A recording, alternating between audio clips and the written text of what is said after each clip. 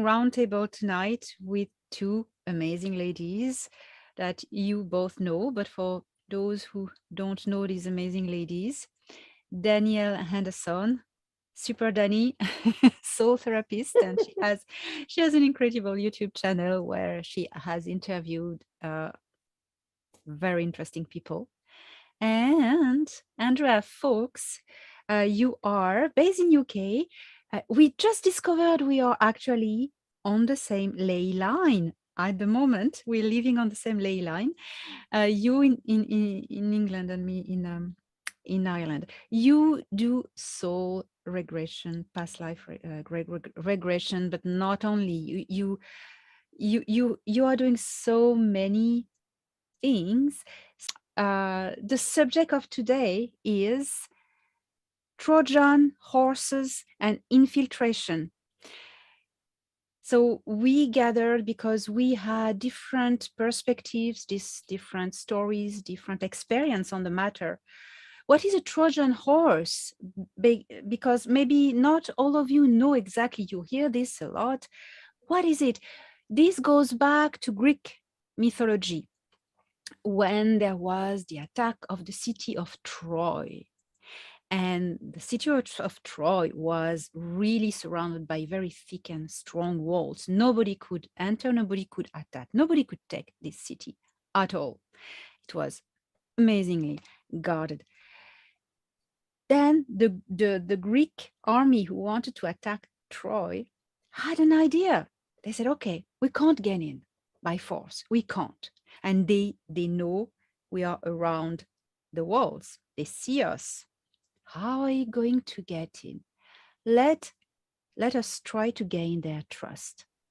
So they asked to talk to the king, and the king went outside of the walls, and they say to the king, okay, we surrender to you, and we are leaving because we see that there's no point. So we are offering to you in exchange a gift. We'll bring it tonight. And the king said, yeah, great. At nighttime, the Greek army offered the peace gift, which was a huge statue they had made up of wood in the shape of a horse, symbol of victory or whatever, blah, blah. And inside this horse was hidden the Greek army. And once inside the town, they got out and they attacked, and it was too late, and they made a real mess of it. So that's what a Trojan horse is, just infiltrating a safe place by ruse and cunning. So we are going to talk about this tonight. And Andrea, yes, I wanted to let you speak first, and first explain all that you do and how amazing is your work. So let's go. Thank you, Elena and Dani. It's so lovely to see both of you. Yeah, I'm in Cornwall at the moment, but I'm mainly in Glastonbury, but it's the same ley line, like Elena was saying, we're on the same energy line. And I find when I drive along this ley line from Cornwall to Glastonbury a lot back into, it's like energizing. I process stuff. I feel like things come up, even if I go as far as it goes through London. So that's powerful. So for 20 years, I've done past life regression, inner child healing, ancestral timeline healing, spirit releasement, and I speak light language as well. So I've spoken light language publicly since 2011 as well. So that's what I do, and I kind of weave them all in together at the same time. So sometimes I see people in person for regression, and sort of back in 2004 to 2007, I was regressing people on TV in the UK on a show called This Morning, and then another show called Have I Been Here Before?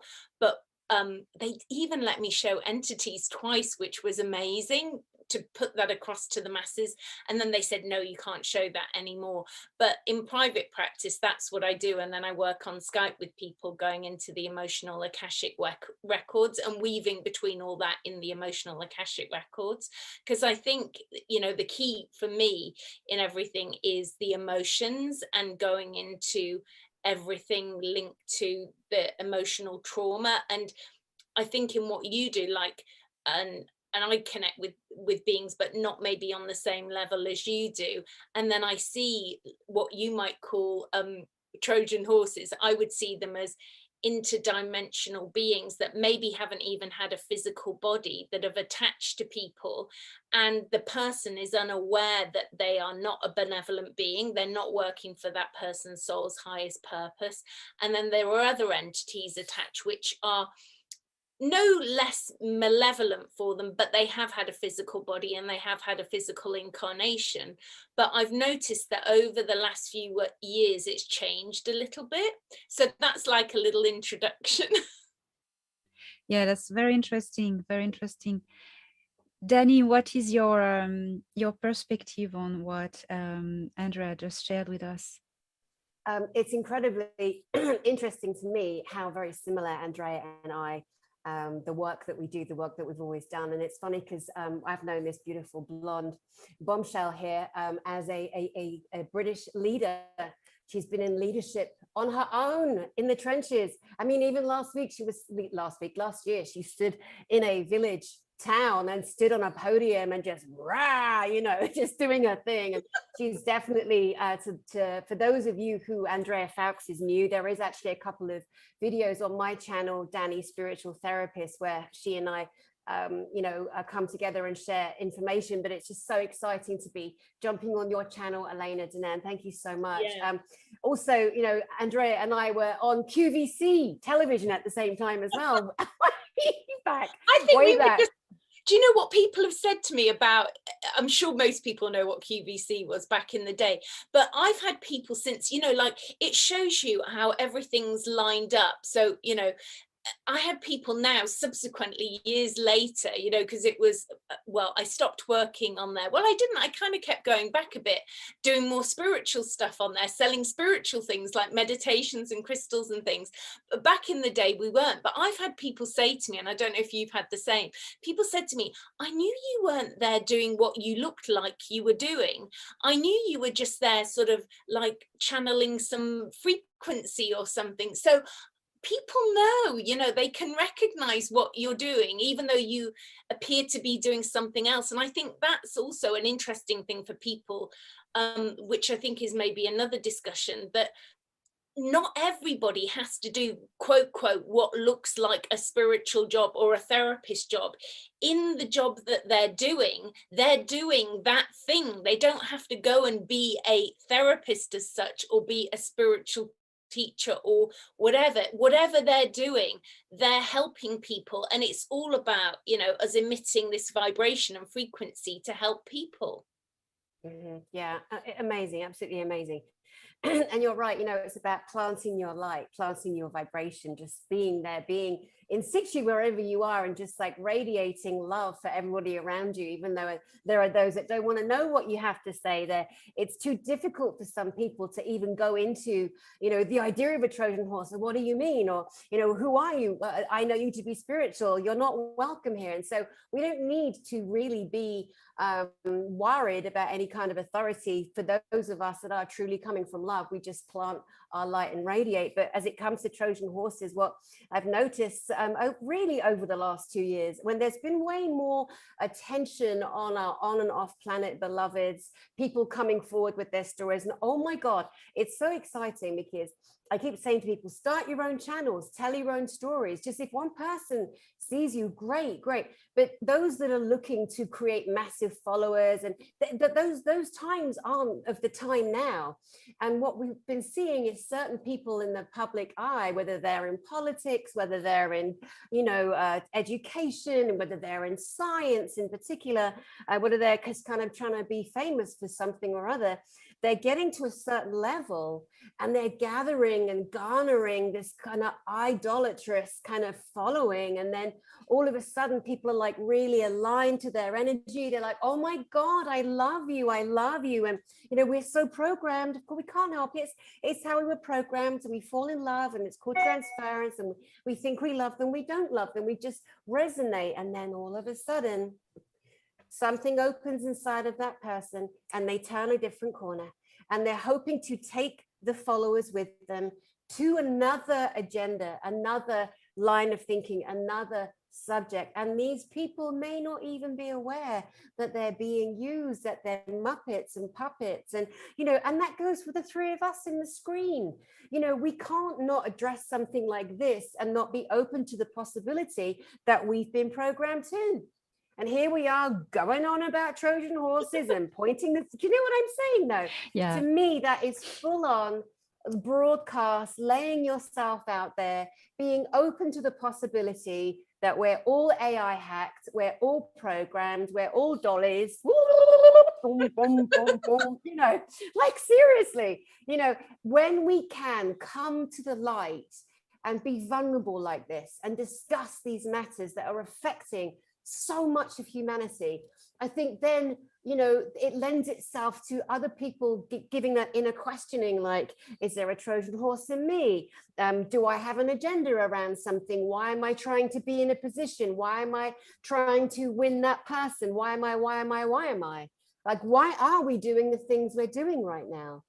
So the Trojan horse analogy that exists everywhere is becoming more apparent. It's definitely a very hot subject today. And I'm so glad that the three of us are all addressing it in our own ways. And for me, one of the things I would like to say to all of the beautiful people that see this broadcast, you won't see it on my channel for a bit, because the people that put themselves in charge of my planet, your planet, our planet, have prevented me from broadcasting on BoobTube. Boo! So my message to those guys is, and welcoming everybody on the entire planet and off planet, this year, for me in particular, well, it's always been that way, but I completely rebuke authority. Authority, I rebuke you. Demon be gone.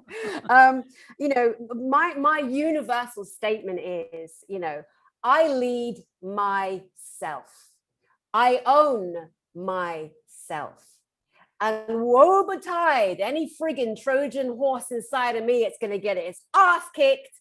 It's going underground and it's not going to come out and disrupt. And if anyone sees me misbehaving, bit too cocky, bit too this, bit too that, you're allowed to call me out and I will answer to that. However, if you're like the horrible old bag, in particular the other day, when I was on a broadcast with Alex Collier, Dr. Michael Saller, Elena Danaan, and we are discussing universal subjects of utter importance.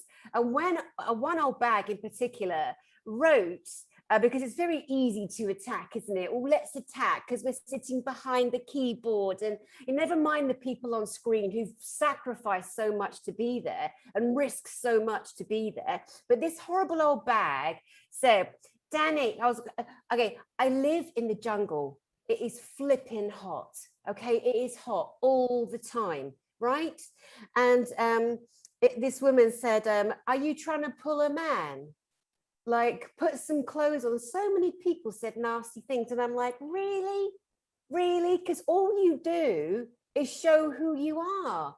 As a mean person, my message to every single person without exception that wrote nasty, cruel, mean comments on that, and all broadcasts to anyone that puts themselves out there, is this: I'm going to tell your mum and dad, and I'm going to tell your nan. There you go. I quite like it when they attack us in a way, because we get to look at, it's quite a gift, I think, because we get to look at ourselves and go, have I been triggered by it? Am I bothered by it? And I think, years ago, I would be what people said, but then I just get strong. You get stronger and stronger and stronger. And the other thing that you notice, whenever it's 3 days before a full moon or 3 days after, all the people who are emotionally triggered by, the moon and the energy, they come out, and, 1 minute they love you and within 10 messages they hate you, and, they're all over the place and they're not grounded. And, in our hearts, we have to have compassion for them. And I think it's a test for us to just kind of stay in our center and observe if we get triggered by them and let it go, because they're testing us. They're coming in to just test you, and you kind of float along and rise above it eventually. I think their energy is better used by reflecting back, because when they make a comment, they just look like an idiot. They look like an untrained, unevolved Neanderthal, you know, that can do nothing more than attack, because they're so programmed, old program, from seeing people on television who are famous or celebrity, and then they were programmed, attack, attack, attack. If someone puts themselves out there, that means they can be attacked. No, I disagree. It means that you're ignorant, and the ignorance shows.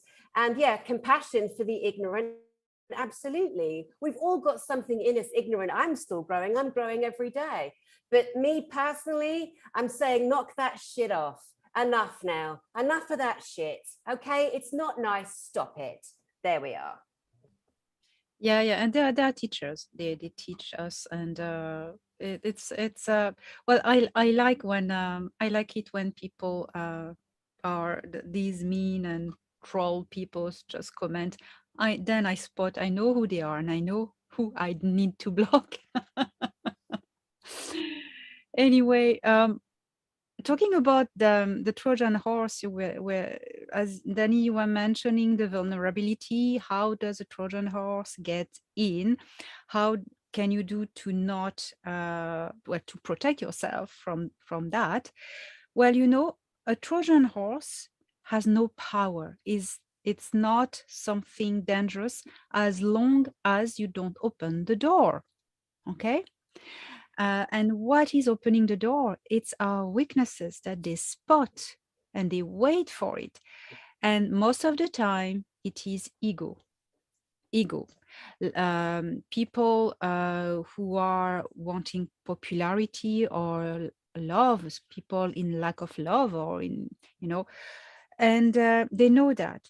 So that's, as long as you don't open your door, you know, you are safe. Be very careful what they try to do. And I think it's same on an entity level. Andrea, I'm sure you have so much to say about it, as well on an entity level, etheric level, and as well on a physical, real level, with people, because it's all about trust, gaining trust. So they are going to seduce and bring truth. What they always do is to bring truth first. They are going to bring data that can be verifiable. You know, if it's an entity, oh, I'm your grandfather, and and they can read your mind, so they pretend being your grandfather, and they'll say things that only you know, and so it will be a proof for them, but for you. But in fact, they just read your mind.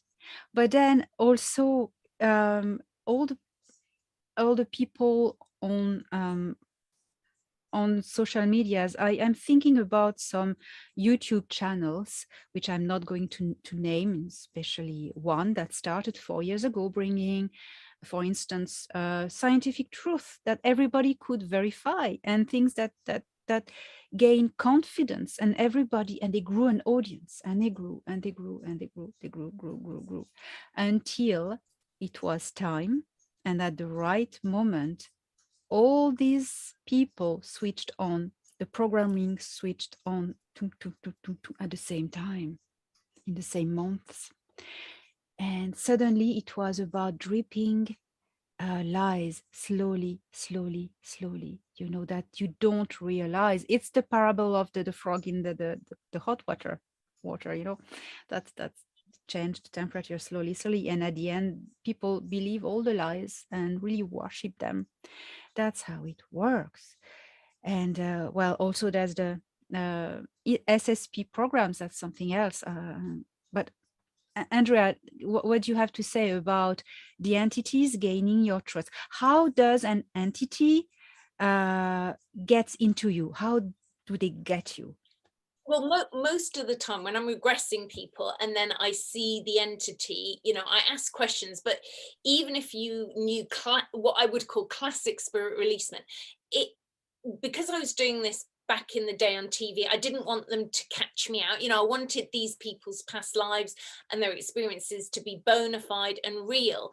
And then on the odd ones where they weren't, I would have liked to have done spirit releasement on TV, but they wouldn't let that stuff. But in private practice, I was focusing on it, because when you take people back to the day the entity's attached, you can get rid of some of them if they're like not attached too deeply, but the really deep ones that are attached, you've got to take the people back to the day they attached. Now, if it was in this lifetime, they could have attached, you know, last week, before then, a lot of the time. So let's say a lot of the time they attach when you're emotionally vulnerable. So it could be a car accident, it could be an operation. A lot of the time you'd see with women who had endometriosis, entities would have attached when they had an operation, and then that gave them endometriosis. So there's lots of things like that.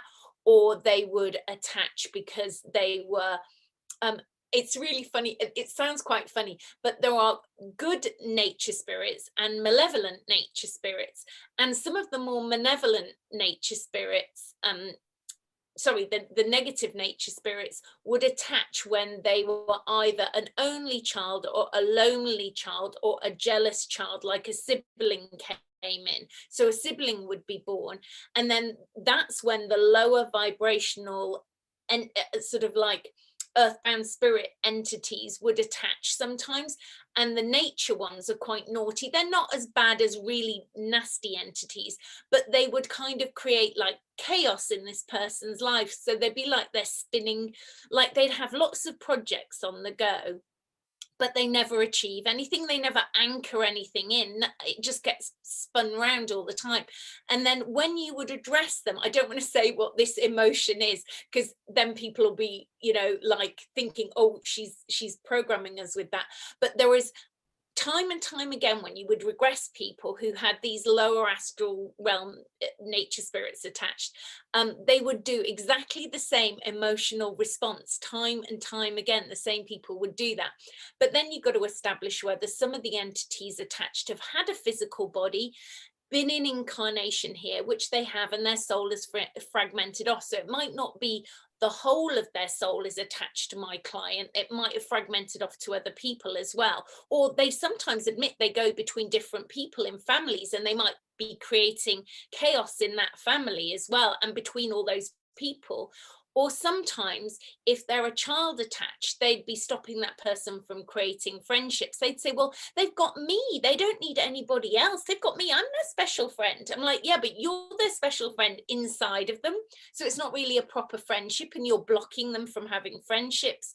Or they might be in love with them. So say they're a being that's been attached from a past life and knew this person in a past life and was in love with them in a past life.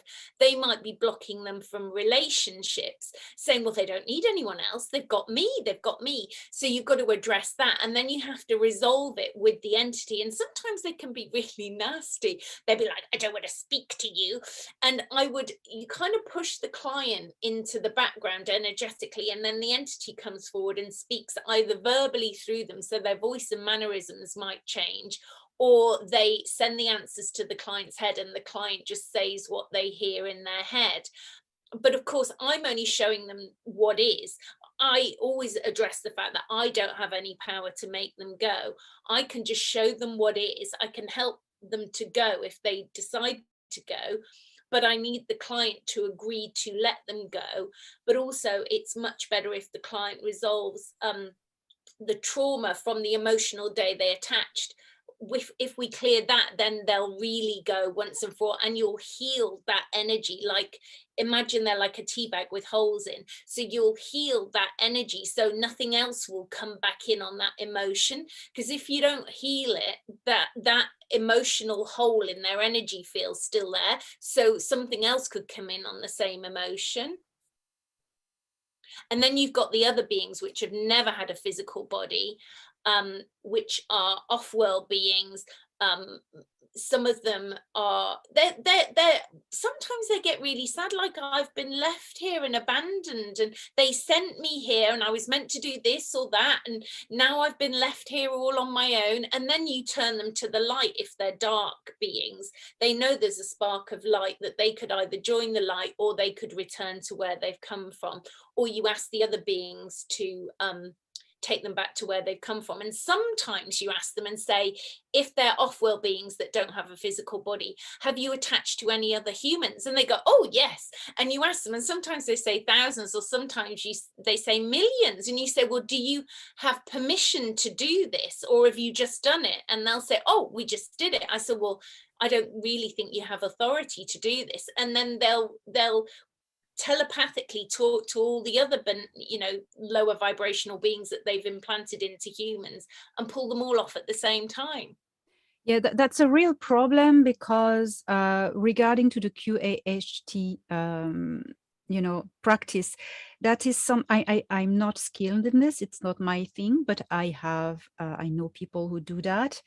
And these practitioners who are really even good and genuine have been confronted to this.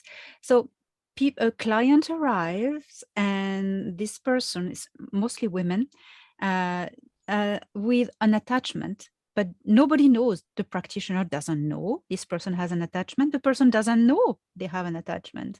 So they come and they're going to have a regression. And then what is going to come out? The entity speaking and implanted false memories. Because I work with ETs, I have sometimes people who ask me, and I say, no, that's not possible. It's fake. And, you know, I've had email, sometimes I receive email, people doing a regression with different practitioners even.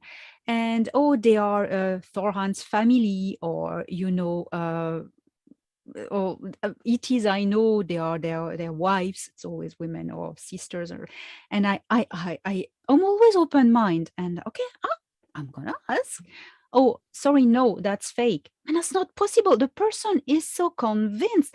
I had a friend. She was convinced. She was, you know, she was the Thorhan as a best friend, commander, and she thought she was his wife, and she was so convinced. She has implanted memories. She had an attachment. She had an entity attached that had been implanted during programming, during an abduction by malevolent ETs, but she didn't know about that, and she believed it. And this person is really in suffering, you know. And the practitioner just, you know, what the practitioners, what can they do? You know, when the person comes with a Trojan horse entity, and these implanted memories are so vivid that the person is convinced and is going to go like a bullet on a mission to achieve what she thinks is right, but in fact is going to cause a tremendous lot of chaos, you know. So it seems so difficult for the practitioners to how do you deal with that? I mean, that's difficult, isn't it? I think so. And I think a lot, you know, often I get practitioners because I think the thing is, it goes back to, I mean, how I ended up doing this. I never wanted to do this. I didn't think, oh, I'm going to train and be a therapist. It didn't happen like that. And I think the problem is, when I started doing this 20 years ago, people didn't think I want to be a therapist. You didn't go along that path. That wasn't what happened. But now people think, right, I'm going to train and do this, and then I'm going to make a living out of this. And I think that's the wrong vibration. So maybe that's what draws the stuff in. And when I ask a lot of people who are then getting, you know, they've maybe only been doing this 3 or 4 years as a therapist, like they've trained, they've gone and got their certificate and everything, but now they're like feeling like hell, you know, they're like, I'm exhausted, I'm drained, I'm like, ooh.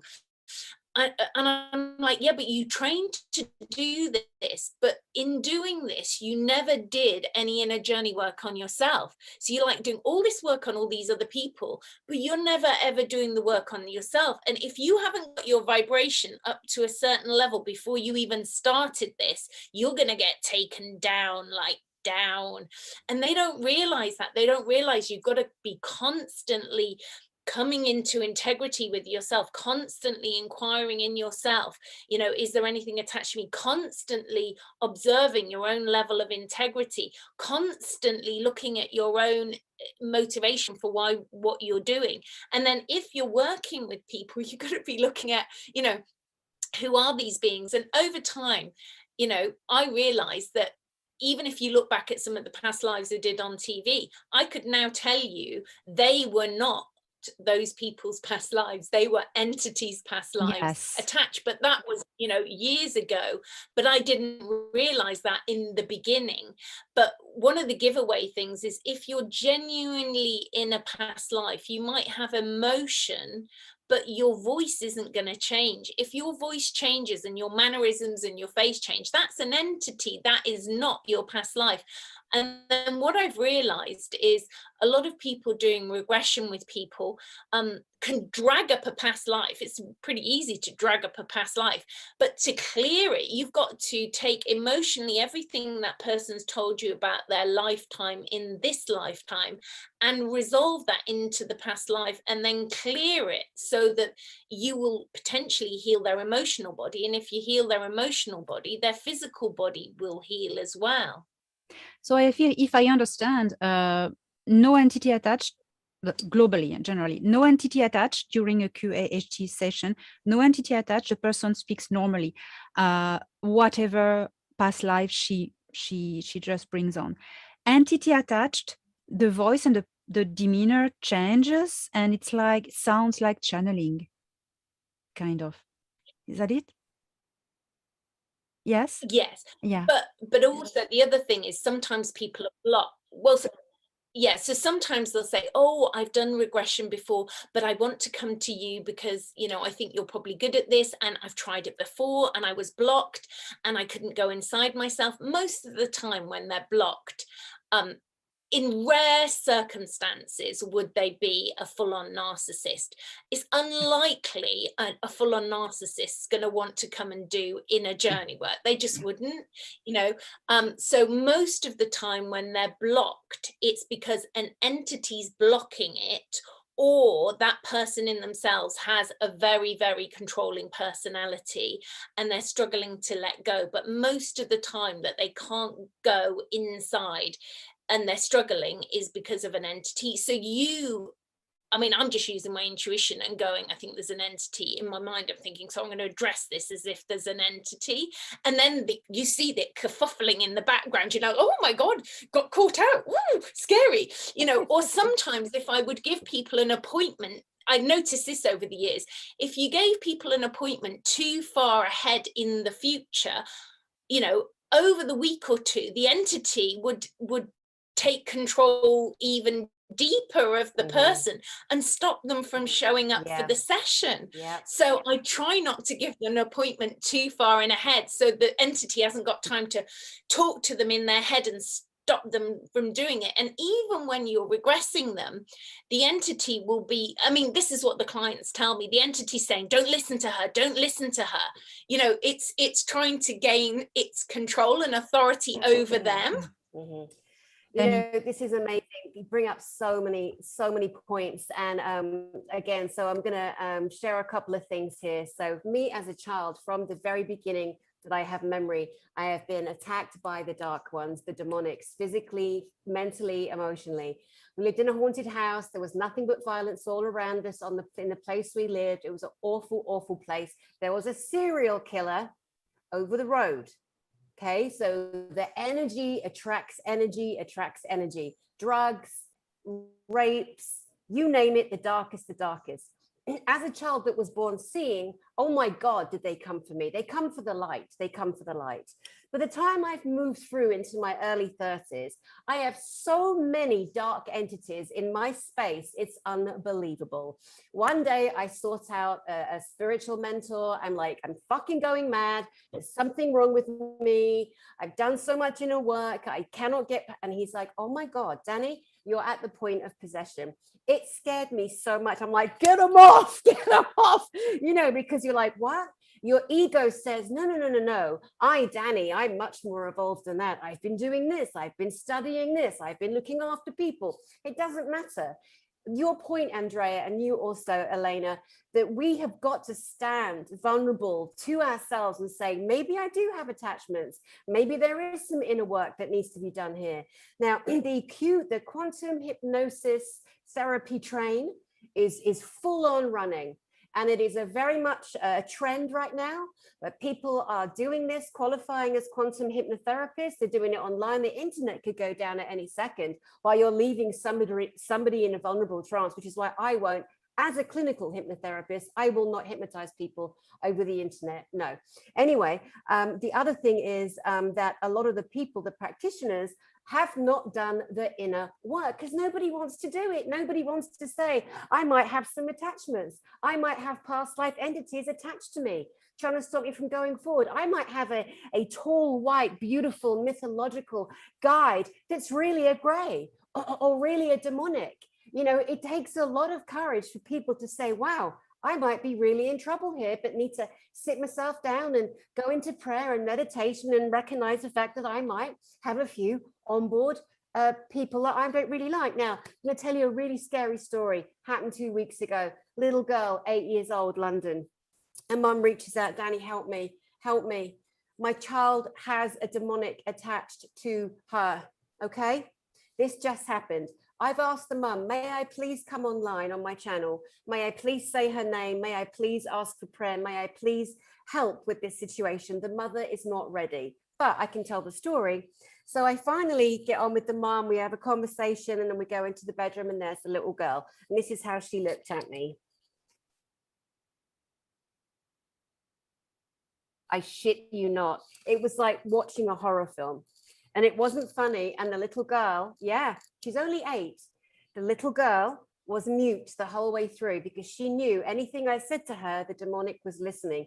So here's what I did. And to parents out there, to anyone out there that thinks they might have an attachment, this is one of the most powerful things that you can do to help yourself.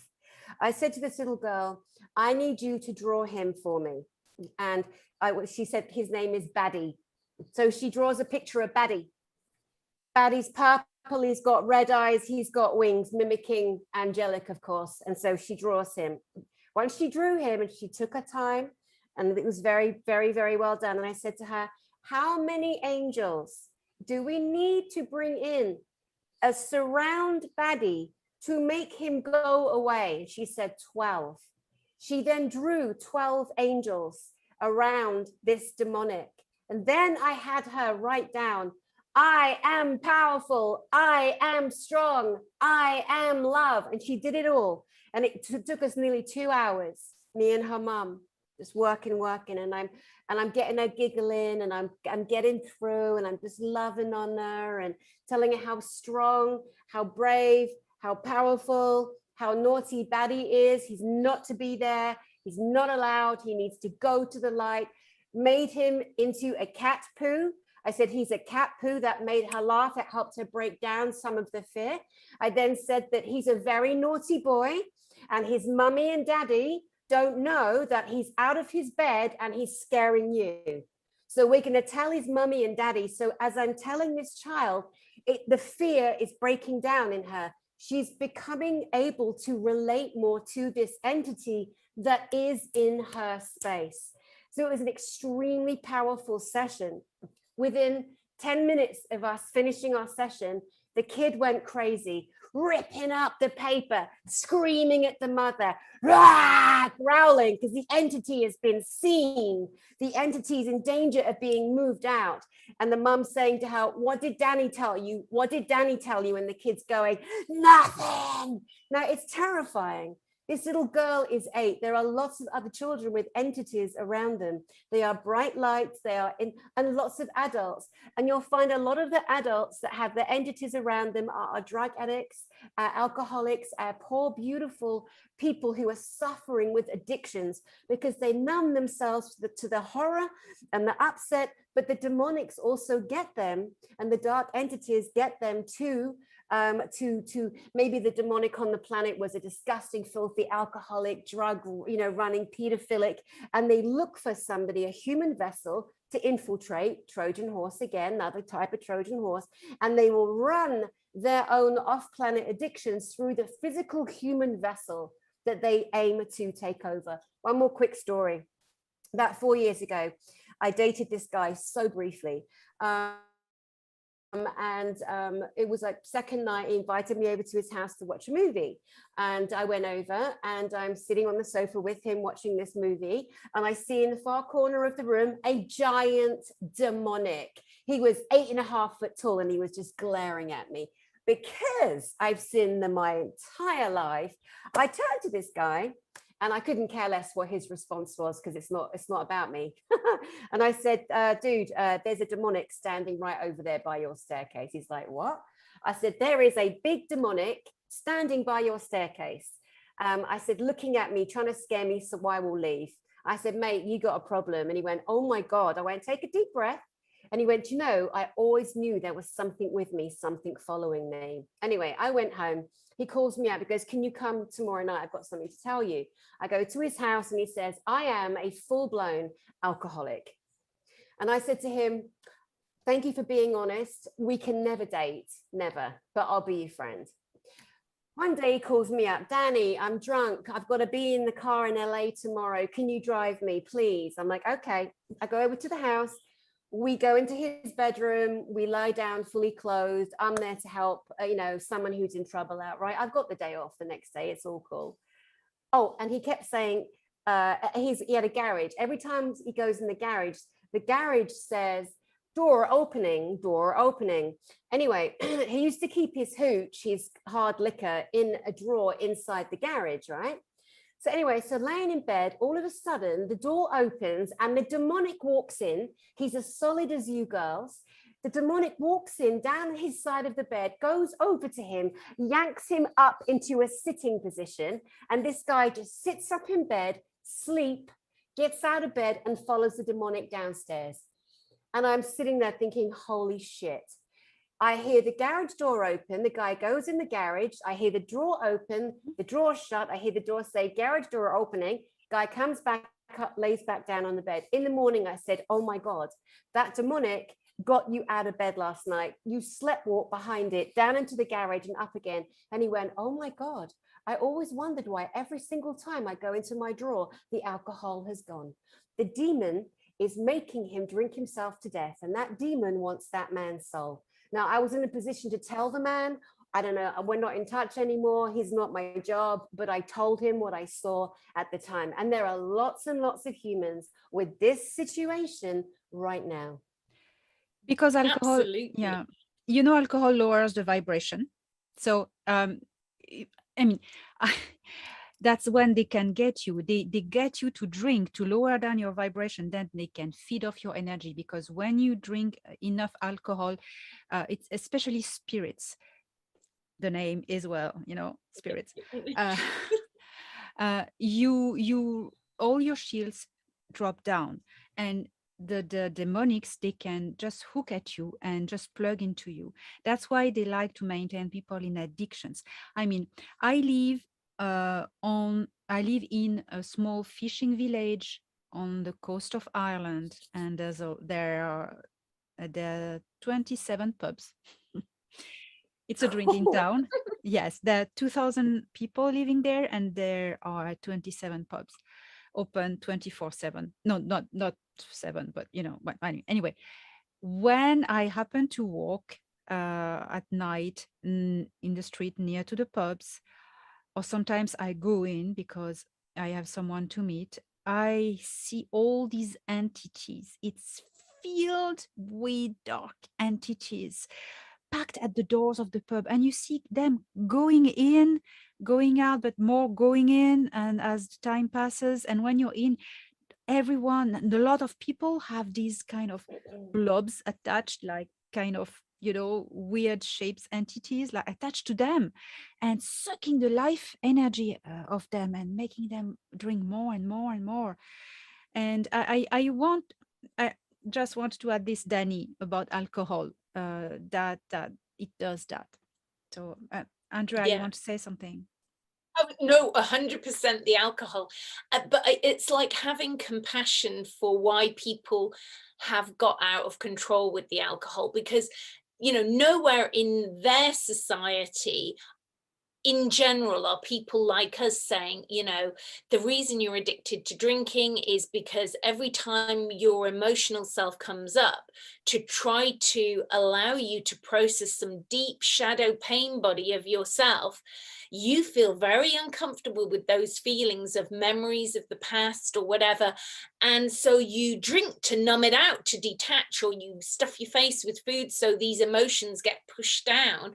But they don't see that these entities then start off in their energy field and then work their way in to having more and more control, like the percentage of control gets higher and higher as they kind of, because they're not processing their backlog of trauma, whether it's their past lives, their inner child, or their ancestral program, the more and more they don't find the answer to that, the more and more they're taken over by these beings, or they end up with a mental health order slapped on them and them locked up.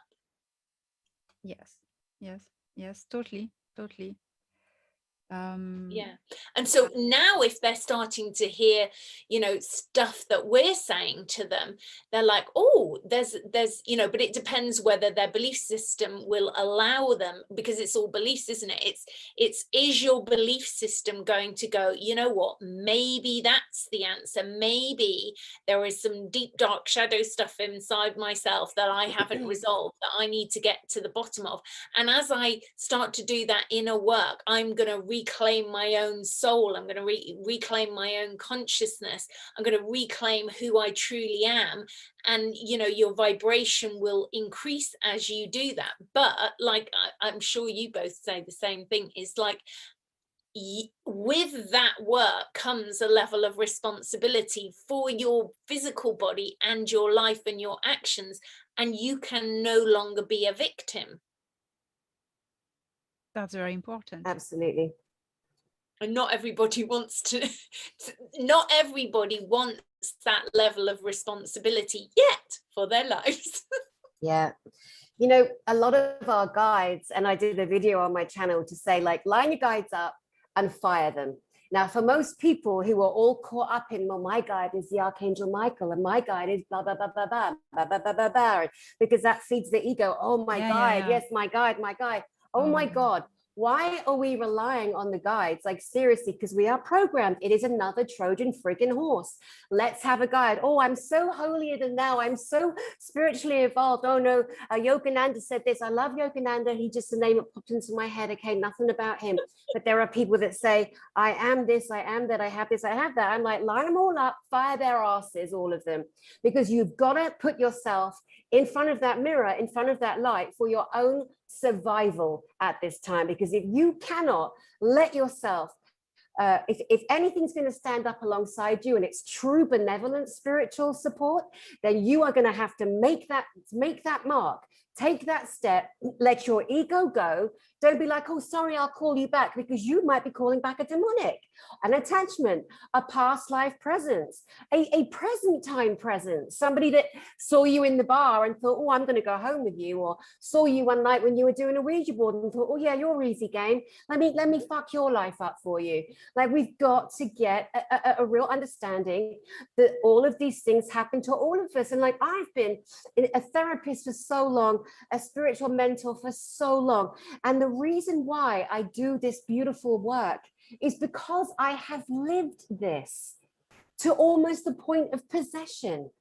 Like, that's why people come to me. That's why people come to you, Andrea, and you Elena. We're all doing different elements of the same sphere of spirituality, which is to shine the light on ourselves, number one, do our inner work, be okay with being vulnerable, and then help other people come to their own understanding. Andrea, go ahead, please. Yeah, it's like once I felt like something might have been attached to me, and I said to a friend, "Can you see it?" And she, "Oh yeah, I think I can." And then she was making this big story of how she had to help me. And because I've done this for so many years, I know how to get rid of them on myself. And so I lay down, and this, really angry being came forth, and he said, "The children of light will not enter the portal of Marduk." And I said, "The children of light will enter the portal of Marduk." And with that, this angry being went, they get really angry, like banging the little fists down. And you just have to embody. And I said, I embody myself as a living portal. We are a living portal. Yes. I am a portal. I'm a goddess. I'm embodying myself as a living portal. And you're not gonna get angry with these beings. You just stand in your power, and they go, kind of thing. And that was before I even knew where these names Marduk came from. And then you realize how much they've been trying to, and some of them are thousands and thousands and thousands of years old. The average person probably hasn't got people who've been there thousands and thousands of years old. But there are beings that have been there thousands and thousands of years, trying to trip us up, trying to stop us from this very point that we're on the planet now, this crucial, important point. And everything that is not working for our soul's highest purpose, they're creating diseases, bumps and lumps in your body. And the more you go in and clear all this stuff out, you can heal your body. That's my real passion, that we can heal our bodies naturally. If to me, this is all malarkey, where we lowered our consciousness and then we believe, no, you need to cut bits of you out, just fling bits of you out. Well, if they were putting you in the beginning, why would you be flinging these bits of you out? And you know what, we'll get something from another person and put it inside of you. Well, yeah, you maybe can do this, but you don't need to do this. You can heal these organs and bits of you inside of you, but you're not going to heal them with the information that you've been told previously. And I think it's really sweet that people think that if they change their diet, which will help, and their lifestyle, that'll help, but you're not going to heal big diseases, the big famous one that everybody seems to get at some point these days, without doing emotional inner journey work and healing your inner child, whether that's from being in the womb trauma, inner child, ancestral stories of trauma from the ancestors. So you have to go, like, for example, I had one client, well, I've told this story quite a few times, but I just think it's useful from an ancestral healing point of view. She had breast cancer. So we were looking at how had she manifested that. And that was linked to 3 or 4 generations back from her great-great-grandmother. Her great-great-grandmother had been the eldest sibling, and the youngest sibling had a baby, got pregnant, and being the eldest sibling, she'd helped to arrange for this baby to be adopted, given away, got rid of, and the guilt and shame of what she'd done had stayed with her. And of course, generations later, that manifests into lumps and bumps in your body. So you have to resolve the stories of the ancestors, and then you have to look at the stories of your own soul and release all these things. But people, they don't know how to do this, and they're being told this isn't how you heal, so it makes it harder for them. Yeah, I'm confronted to this. I've been confronted to these cases a few times in the shamanic work, because I practice as a shaman as well. When the cause of a problem, a disease or something, is we journey it, we connect to the pain or the trauma, and we are going to go on a quest, vision quest, like riding it and see where it leads. And it always leads in the past. DNA of these bodies we borrow keep memory of everything. So we are going to find at some point in the journeying back throughout the blood, the DNA, an ancestor at one point that had that happens something happened to him or her, and that's where we're gonna connect with this ancestor and try to sort out the problem. And it's exactly how you do in your way. Yeah, it's the same. I mean, it doesn't matter how we're doing it. It's the same conclusion that we're coming to, that all these beings have been, playing with these people for a long time. And, people get upset because I used to post things like, I doubt you've had a free thought for 7 generations, that has been your own thought for the average. And people get very upset by saying things like that. But the thing is, though, and I've heard that story about a guy who manifested this cancer in his arm as well once, which is a great story of cancer in his forearm. And he said, no, I get that I've manifested this myself, and I know that people can heal it. I've seen these stories of people healing it. And I said, yeah, you've got, issues with male authority figures as well. And we did the regression, and, he had been on a slave ship in a past life, being whipped repeatedly on his forearm. So that was why it manifests it always manifests where there's a weakened cell memory. And then he had an entity. So he didn't just have that, he had an entity attached. He was a strict school teacher, and she was hitting him with a ruler there. So that was why it went there. And then I said, when are you going to see your surgeon? He said, another week's time. I said, well, you've done really well in this session. Come back and see me before you see the surgeon. But he cancelled the session. But as he was leaving, obviously, because he cancelled the session a few days later, but as he was leaving, he turned around to me and he said, my mother's not noticed how serious this is. And I thought, oh, this is a guy in his 40s, trying to resolve his emotional trauma from childhood with his mother that he hasn't resolved yet. So he cancelled the session, and I was going to let it go. And then I thought, no, because there was something for me to learn in this. So I sent him this little email about, what happened? Did you see the surgeon? What did he say? You maybe didn't like me, but, you should keep doing this inner work because you were really good at going inside yourself and find somebody else. If it was me you didn't like, you can do this. And he said, no, my surgeon couldn't operate on my foot, couldn't get this tumor out. And so the next line, it said, so I'm going to amputate my arm on Saturday. I'm like, wow, this guy is going to cut his arm off. And so I just messaged back and said, well, do you think mummy will be nice to a little boy with one arm? Because I would rather trigger you and trigger a healing in you than have you like me or ever see me again. And I don't know to this day what happened to him, because he never messaged back. Wow. But this is it. Rather than people, this is how hard it is for people. Rather than people go inside themselves and look at their stories, they would rather do something so physical. And I had to learn at that point, because I cried for that man for 3 hours on the beach in Cornwall.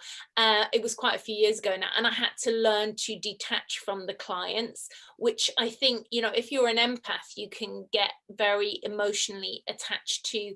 You care about these people and you care about their stories, but there is a point where you have to emotionally detach, because you can't get involved that deeply with it to carry on being able to do this work and to stay in health ourselves. Yeah. Dani, I see you throwing some ideas down. So what do you think? Oh, well, it's like ideas. We have so many thousands and thousands of stories between us, and it's just like finding the right ones that help the audience that watches this get the maximum healing and input that they possibly can while we're all on this healing journey. What we noticed a lot of last year was about a lot of people that really wanted to connect to their off-planet Pleiadian, Andromedan, Arcturian, Syrian, and then a lot of the quantum healing energy seemed to be focused on people going into a trance and then believing that they're connecting to their star families. And a lot of them did and had an amazing time. And that's all great. And this year, it's very clear to me that our role as therapists and spiritual, not leaders, but just speakers and sharers, forget the word leadership. We're all here to lead ourselves, and be authoritarians for ourselves. But to me, this is about the ancestral healing, the inner child healing, the past life healing this year, right now. One of the things that is the most disturbing to my mind, and has always been, every time I've been on television and made a, done an investigation where we've gone to a castle or an office or a piece of land where there is a haunting, I always, have always, will always honor the spirits on that land. Now, general television, they screw up, they leave the spirits all churned up. Nobody, it's terrible. It's so shocking. And I wrote a TV show, it's called The Agency, and it's based on all of my true paranormal documented investigations. And at the end of each real true story, you will see the cast taking care and honoring and blessing and praying for the spirits to be released back to wherever. And also the dark demonics always get the opportunity to go to the light. Now, one of the saddest aspects of any spiritual being that is on this planet to me are the earthbounds. And I'm going to tell you a very quick story about a physical earthbound that I met. So years ago, I was invited, this is in my book. My book is Angels, Aliens and Demons. So one of the stories. So I'm invited to go and investigate the cottage in the woods, 200-year-old cottage way down in Sussex. You had to get out your car and trundle down into the belly of this forest, right? It was like proper spooky, but proper brilliant as well. And so long story short, there was so much activity in this cottage, it was bonkers. But I'm going to tell you about one particular spirit inside this cottage. So the lady of the house, her name's Sarah. So Sarah was one night in bed and heard something rushing up the stairs and beating on her door. She was so frightened she couldn't move. She was paralyzed. She doesn't remember what happened entirely, but the next thing, this calm comes over her. She falls asleep and wakes up and it's morning, but she's beyond terrified. So she's called me into the house. So anyway, I get all the way up into her bedroom and I'm looking at this bed. Now it's an old ancient cottage. There's only one place in this bedroom to put a bed, one place, because it's such a small old fashioned cottage. And then I'm standing and I'm looking at the bed. And there's a woman in the bed, in spirit, a big woman lying on the left-hand side of the bed. So I said to Sarah, Sarah, do you sleep on the left side of the bed? She said, yes. I said, how's your back? She went, oh my God, Dani, my back is in absolute agony. I said to her husband, does she roll over at night? He went, oh my God, Dani, every night I have to push her off my body. And the reason why I could feel the back pain, because it was in my back, because I'm linking into this lady who's still lying in the bed. Now that lady died in that spot years before of back cancer. And she was transferring her energy into Sarah, and Sarah was getting sick. Now I know this is scary, sorry, but you know what? It's time we opened our minds a little bit to some of the possibilities that exist in these old houses and places that we live, the land that is now been built on new modern buildings. Everyone goes, oh, there's nothing here. How do you know? That's why we sage. That's why we put Bibles everywhere. That's why we use frankincense and myrrh. That's why we bless. That's why we use our Coptics. That's why we do beautiful ritual blessings in places to make sure these dark entities are gone. And also when we see an earthbound spirit, like I did this lady, I was unable to communicate with her, send her love, let her know that she died and that it was time for her to move on to the light. Call in the angelic realms, call in her Jesus, her Buddha, whatever it was at the time, and allow that energy to move on. Sarah slept fine. Nothing ever happened again. I actually moved a couple of years later, and we're still in touch, as I am with a lot of my clients. But isn't that a great story? That shocked me, though. Of all of my years of doing so many investigations, so many one-to-ones with people, so many past life regression groups, that particular story really surprised me because I'd never seen a ghost still in the bed, still earthbound like that, but also starting to infect the living person that was lying in the same place they were night after night after night. Yeah, because the diseases are frequencies. Yeah.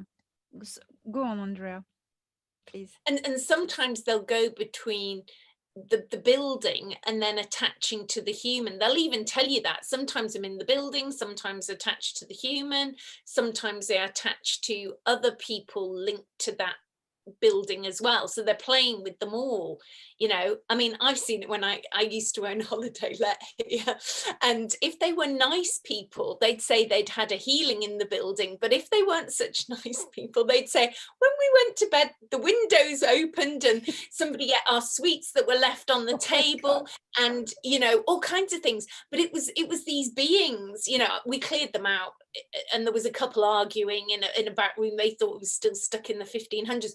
And then when you're dealing with these entities, when they're attached to the humans, you know, I ask them, I say to them, you know, what year is it? And they go, oh, it's 1857. And you go, no, I'm sorry, it's, you know, say 2021. They go, no way, no way. So sometimes they have no idea what year it is themselves. You know, if they're earthbound beings, you know, they're not really dark malevolent beings, they're just humans that died and their soul fragmented, and they've somehow attached to this person. And if they're children who've died and attached to the human, it's often quite sweet, because they go, once you explain to them, you know, and you talk to them like they're a child, you know, this isn't your body, that you've attached to this person, and we're going to bring somebody lovely so you can go, and we guide them off to where they go. They literally go, thank you, bye-bye, bye-bye, and they wave as they're going, which is so sweet. And they're really, and the client goes, oh, I feel, and you see the person actually become an adult, you know. And I think the other thing that I'm really conscious of with people is that, you know, they look like an adult and then they open their mouth and out of their mouth comes this hello, like a child voice, you know. And this is either one of two things, either an entity attached, or often one of three things, an entity attached, or an entity and a trauma that they've not healed. So this voice has got stuck as a child, and they're just like talking like hello, like a child, and they need to heal this so they can regain their full vocal resonance. Can I just quickly say something? You just reminded me, Of Andrea, course. a movie I saw years ago going on about how in a past life a loop can keep happening and a past life death can keep going on and repeating. So Liam Neeson, my boyfriend, in my dreams, hi Liam, call me, really fancy you. Anyway, do you remember? Yeah, I'm kind of not joking. I kind of love the idea of having an Irish husband or boyfriend, whatever, because that's available right now. Just playing. No, but Liam Neeson, call me. Anyway, he did a movie, I think it was called High Spirits. And it was funny because I was a nursery nurse in Canada. I was with 10 nursery nurses or nannies.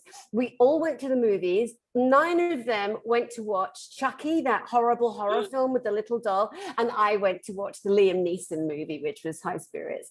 And it was brilliant. And it was about him. It was a haunted castle. People come for a weekend. There's all these spirits and spooks, and they actually are real ones. And they've tried to make fake ones there. But anyway, you just reminded me of that. But point being that you can walk in anywhere. You can walk into a rehabbed mental hospital that's now these amazing flats and apartments and places of living, and you can still feel the darkness. And a giveaway, a physical giveaway, is watch out for the crows and the ravens and the different kinds of, see how you girls went, yes, like that, because you know they're animals. My God, did they ever give us the telltale signs, right, Elena? Oh my God, the animals, yes. And I think Andrea understands that as well. The animals, they look at the animals. How is it in Ireland? Oh my God. Oh my God, look at the animals, how they behave. They will tell you what's going on. They will tell you what's going on. And the ravens, they will always be there when there's a connection with the realm of the other world. You know, there will always be ravens. Why? Because they are birds of prey. They prey on dead animals, on dead bodies. So they attune to this frequency of death. Okay, because that's how they hunt. That's how they find their food. They respond to this frequency. So everywhere where there's no corpse, no died animal on the ground, but plenty of crows, plenty of ravens. Why? Because there's a portal open and there's a ghost somewhere, you know. So that's, yeah, that, thank you for mentioning that. Yes, yeah. Well, I have a lot to tell about extraterrestrial infiltrations, but I maybe other stories to share about how earthbound spirit can how can we help them, you know, how can we help these earthbound spirits to be free. I know myself, I have liberated a ghost once. I was in a house of a friend. She said, "Oh, I have poltergeist. I have poltergeist. Everything's moving everywhere. It's very freaky." So it was for years always there. I went to her house and I said, "What's the oldest part of the house?" She said, "Oh, this 15th century part." Okay, let's go there. And suddenly we were sat in the kitchen and at the table, and I said, "Just relax. It's gonna show itself because they're gonna smell." I smell them. There was a shelf with books, and the books started to go pum, pum, pum, pum, pum, pum, pum, pum, pum, pum, pum, pum, pum, pum, pum. And she said, "Oh my God, it's starting. Don't freak out. Let's wait." And then we are in the kitchen. The drawer of one of opened like crack, and there was a little hanging, handle. Gling, gling, gling, gling, gling, gling, crack, gling, gling, gling. And I say, okay, it tries to communicate. It tries to communicate. If it won't able to move books on a shelf, it didn't throw any books at you, it didn't harm you, never ever.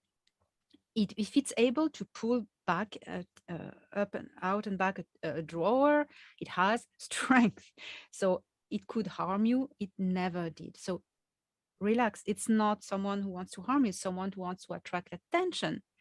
So what I did, I took a paper and a pen and I went in front of the drawer and I grabbed the handle where I knew the hand of the ghost was, and I put my hand in it, and it was really cold, and at that moment I sensed fear from the ghost. The ghost was desperate and crying for help and terrified. And it happened, it was a little girl that was murdered. We researched it because I asked her name, and with my other hand, I asked the ghost to make me write, and she did. She wrote her name, which we could verify at the archives of the city hall. There was a little girl murdered there at the time, 15th century. So what I did, I said, okay, guide me. I'm going to help you getting out of this. I knew her name because you need to know the name. When you know the name, it's really helpful. We went, I took her by the hand. We were holding to a bedroom, and I asked my friend to open the window. I was guided and I sat. And at the time, that instinct, I recited the Christian Our Father, that who are in heaven. I recited that over and over again, and the little girl lifted my hand, and I said her name. I said, "I liberate you. I set you free. I set you free by the powers of God. I set you free." And I took held my hand towards the window, and I actually felt her fingers doing this. At the moment, it parted from me. There was such a joy. I never experienced this joy in my life from her celebration. And she left by the window. 2 nights later, she came back to offer me a thank you gift. She showed me where she was. She showed me the afterlife. And it was a beautiful place. So that's my experience of setting free a stuck spirit. Do you have stories like this, girls? Yeah, I think to be honest with you, I think the ones that are attached to the humans and the buildings are more or less the same, because when you start asking them the same questions, what year is it, what do you think is happening? The thing is, though, they haven't resolved the stuff from that lifetime, and they need to resolve it. Often I ask them, were you in an accident or an illness, when they're attached to the humans, and they'll tell you the story, and then you talk them through going, it isn't the year you think it is. You've got trapped here, you've died, and how were you feeling at the time when you died? So you'd ask them the same questions, even if they're in a building, I think. And sometimes, you know, I've been to people's houses and I thought, oh, they've got people stuck here. And I've tried to tell them, this is what you can do. I'll come and help you, but see if you can clear it yourself, because it's much better if you can empower people to clear it, because it's their house where they're living. See if they can clear it themselves. Just talk to them, ask them to go, tell them you're living here now, that when they lived here, that time's moved on now, and you love them. And then I usually ask them to bring their higher self to come to collect them, so their multidimensional higher self will come to collect them. Because over the years, when I was doing this, when they were attached to humans, occasionally, say I'd see, in the beginning years of me doing this, I'd maybe see the same client a few weeks later, and the same entity would pop up, and I'd be like, hold on, I got rid of you a few weeks ago. And they go, oh no, you thought you did. And so I'd be like, well, how have you managed to reattach to my client? And that was when I started to learn that you can't just do spirit releasing. You've got to take them back to the day they attached and resolve the emotion within the client, because otherwise they might reattach again. And you also need to bring their higher self and make sure they've really gone. And often the client, you know, when they're laying there with their eyes closed, they'll say, oh, I see them going, they're going, or I feel them coming out of my body, and they go, oh, I feel so much better now, like I feel so much better. You know, they feel lighter and they look lighter as well. Yeah, Dani, what would you have to add? Well, you ask. I mean, I'm just, the stories. Just how long do we have? I just thought of 3 really quick ones, but also want to say to anyone who's never come across Andrea Foulkes. Oh my gosh! So my beautiful fiance, he died last year, and I was beyond broken. And I went to this beautiful girl, this friend of mine, for one of her sessions, and she helped me in ways I can't even express. Makes me want to cry. But what happened was, she took me to a time when I was 3, because something had found its way into my spirit that had not, was because I was in that terrible depths of sadness and so lost in grief and suicidal, and really it takes a lot to own your feelings and obviously admit them on the bloody internet too, but happy to do that because we're all here to support and share vulnerabilities, right? And Andrea, she took me through a process, and she helped me. So as she's expressing what she does, guys, I am a client and she's my friend, but she's incredible work, deep work. So I wanted to say, you said, do we have any more stories about spirits that are stuck? So I rented for a short time a little house in Coronado. Holy God, I don't think I've ever seen more spirits in one house in my life. And this one night I wake up and there was an old lady sitting at the bottom of my bed, an overweight lady, heavy because I could feel the weight of her physical body on the end of the bed. I sit up, I'm looking at her. She's as solid as you guys are. And I'm telepathically saying to her, oh my God. She barely even looked round at me because her whole forlornness of being earthbound, of being stuck, she let me know, you can't help me, no one can help me. And she was so programmed, as a religious woman, you're going to get judged, you're going to hell. And I communicated to her what utter shit that is. It's a lie. It's a Christian lie, a Catholic lie. Nobody goes to hell unless they're a pedophile or a child rapist or something. Let's not go there. And anyway, she allowed me to pray with her, and she got proof. And it was mind-blowing seeing her depart. And it was so clear. The same house. My first husband, God love him. The amount of times I woke up at night in this house, like screaming and yelling. So I wake up and I can hear this noise. And I look out the little window and there's 2 men. There's 2 men, they're like, God, less than 5 feet away from my window, a Mexican dad and his son. It is a nano quantum second when you see a spirit, you know so much about them. And these guys were wearing brand new white socks, which is a really extraordinary detail, I thought. So I'm jabbing my husband saying, there's 2 men outside the window, 2 men. He's naked. I'm like, quick, do something. Because, oh, for fuck's sake, Dani. So he goes running outside. He's a martial artist. No one there. No one there, no way they could have jumped the fence. They just showed up because they knew I would see them. And that's what some spirits do. Last story, same house. I'm getting all bothered one night. I'm like, oh my God, I go into the living room because my poor husband needs to sleep, because at the time I was like, God, there's too many spooks in this house. I'm lying on the sofa and there's a long mirror near me. I open my eyes and there is a tall, skinny man wearing a black cowboy hat, a black waistcoat and black trousers, jeans, looking at himself in the mirror. The extraordinary detail of that vision, he's again as solid as you guys are. He had a reflection in the mirror. No, I'd never seen that before. This ghost had a reflection. Anyway, I went, he heard me, he disappears. The next day I go to the library, Coronado, California, and I'm living right, whoa, did you hear that? I'm living right up by the military base, the highly naval, nuclear naval base. It's half the island is the naval base.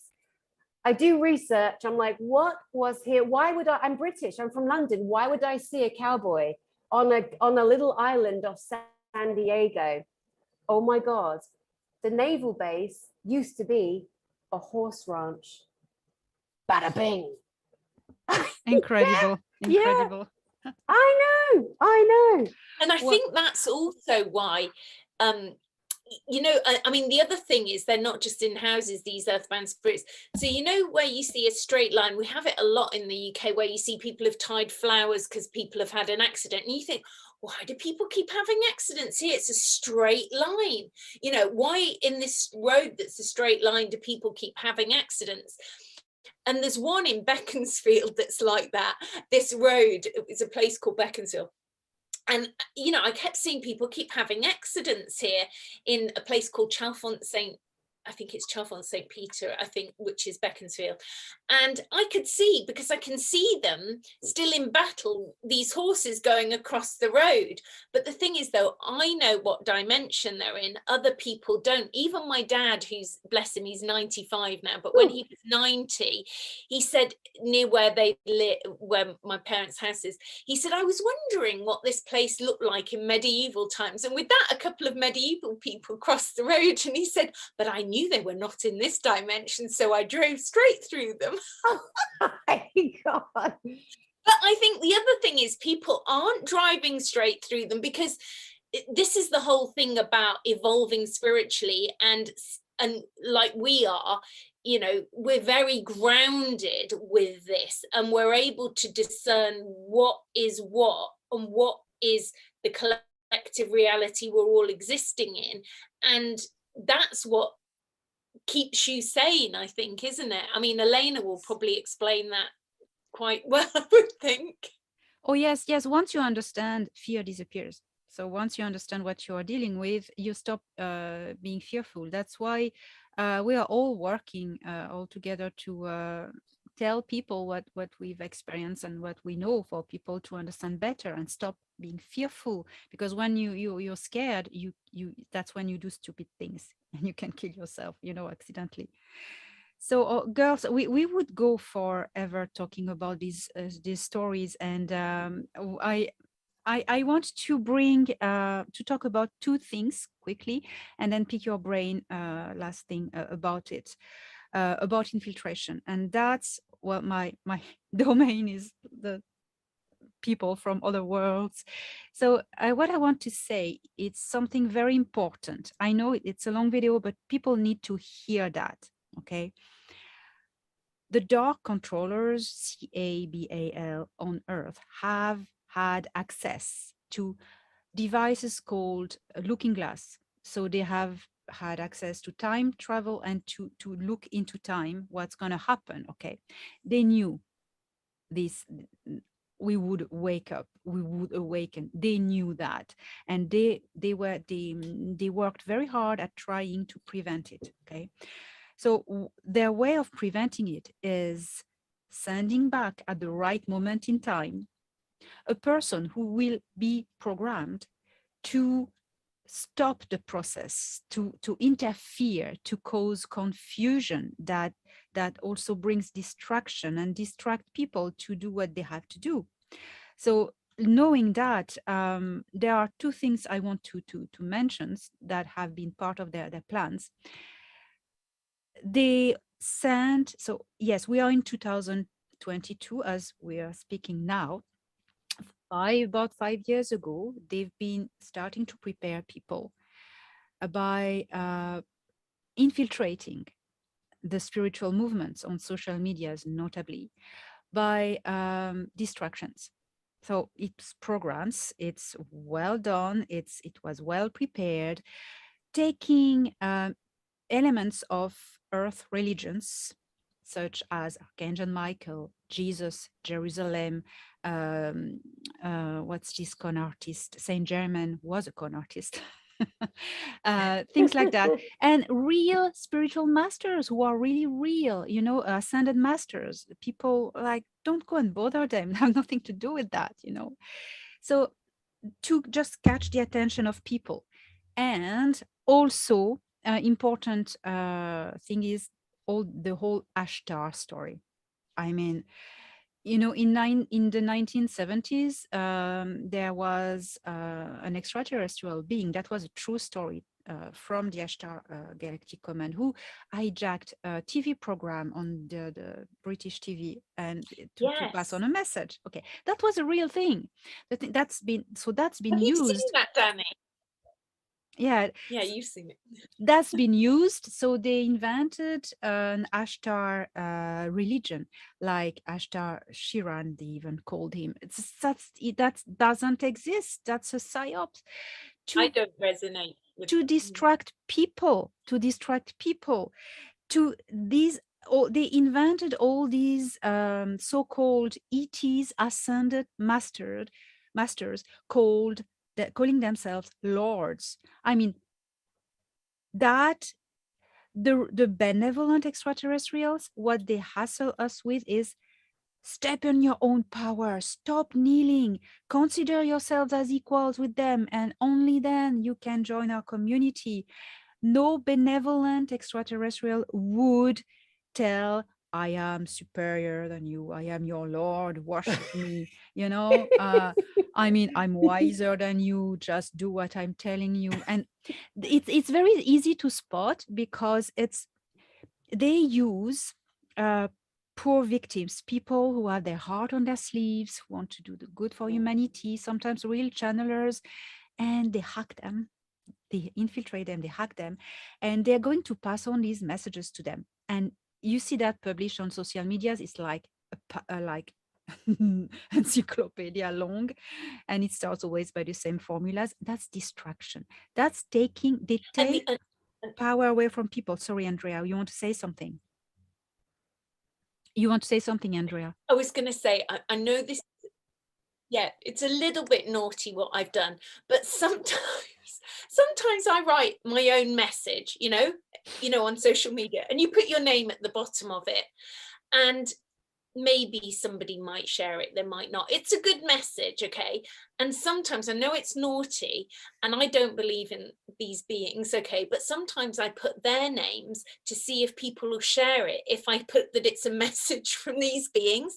Yes. And they will share it if they think it's a message from these beings, but they won't share it if it's from a physical human in a body. And yet I'm in a physical body, I'm in incarnation now, but you can't hear that wisdom unless I say I'm a being that's not in a physical body. But actually, to come into incarnation and be in a physical body, being able to share like the wisdom Dani's got and Elena's got, it takes a lot of energy to do that. And why would you dismiss that wisdom if that person's in a physical body and only listen to beings who are not in a physical body? Yes, absolutely. That tells it. And if it's labeled Ashtar or Saint Germain or Sananda, they'll take anything. And at the start is positive message, empowering, and then it changes. It has all changed. Like last year at the same time, doom and gloom. Fear. The thing is, it has changed into some catastrophic events are going to happen, and only the chosen ones will be saved and taken on Jerusalem ship. come on, ETs don't give names to their ships, and certainly not names of cities on Earth. Come on, wake up. And then it's so evil sometimes that even they say, oh yes, but you can't take your pets with you, and you know that. Oh my God, how evil, how mean is that? It's just taking people down by the emotional. That's really evil. That's what they do, the chosen ones who do well your homeworks and do well what we are telling you, and then you'll be maybe saved, by imaginary saviors. Oh my God, stop that. That's infiltration. That's horrible. Before I pass to the second subject, would you have some commentaries about that, girls? Yeah, Dani. the 144, so Elena, on our last broadcast with Dr. Michael Saller and Alex Collier, we raised the 144,000. Oh my God, the pushback was really obnoxious. So many people were so upset. They said terrible things. I mean, I deleted them all, of course, and didn't bother even responding, but it really surprised me. There are so many different conversations connected to what the 144,000 actually is. Now, my understanding, which is why I raised it at our last broadcast, was that, you've got Janet and Julie. Hello, Janet. Hello, Julie. Aren't you glad you're one of the 144,000 selected, Jay? Poor old Helen. Helen's not going to make it. Yours her dad. Those conversations are happening. It's like they think we're all chosen. We're all chosen. That's it. That's right. I had it last week with this woman. She popped up out of the blue from... She appeared years ago, and she started saying, Andrea, don't you remember me? I'm your galactic mother. I'm like, no, I don't remember you being my galactic mother. No, it doesn't resonate. And then I must have been in a group somewhere, and she popped up again. I thought, oh, it's that woman again. And she said, Andrea, she said, you're not going to be one of the 144,000.